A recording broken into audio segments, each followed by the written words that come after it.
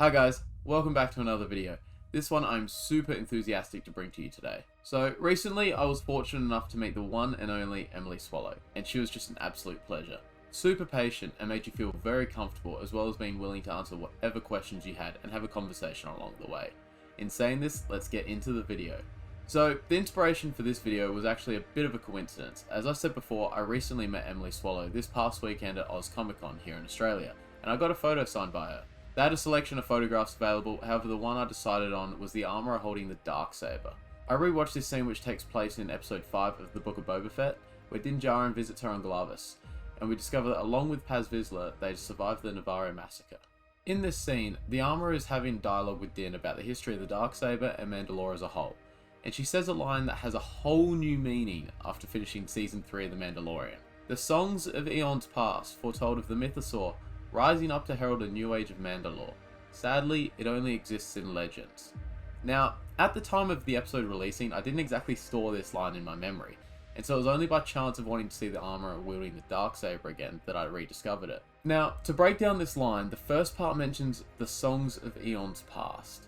This refers to Mandalorian songs, written at a time when the planet was flourishing.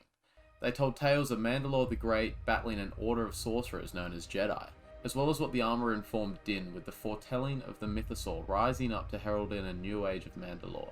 This is the part that truly stood out to me, as this is exactly how season 3 of The Mandalorian concluded. Towards the end of the final episode, we see Ragnar, the son of Paz Vizsla, as well as Grogu being written in song and taking the Kree to become a Mandalorian apprentice.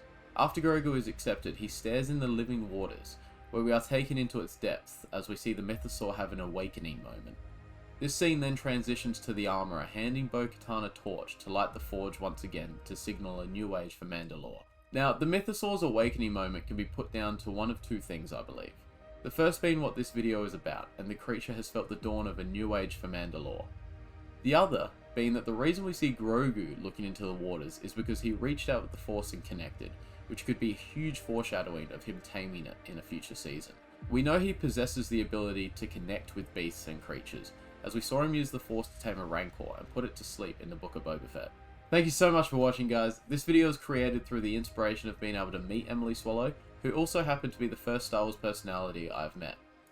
With that being said, let me know if you guys have met anyone who was featured in this wonderful galaxy, and if so, who?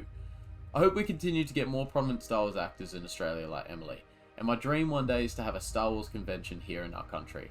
A lot of Attack of the Clones and Revenge of the Sith were filmed here in Sydney, so it would be super cool to see the franchise return here. Until next time, may the Force be with you.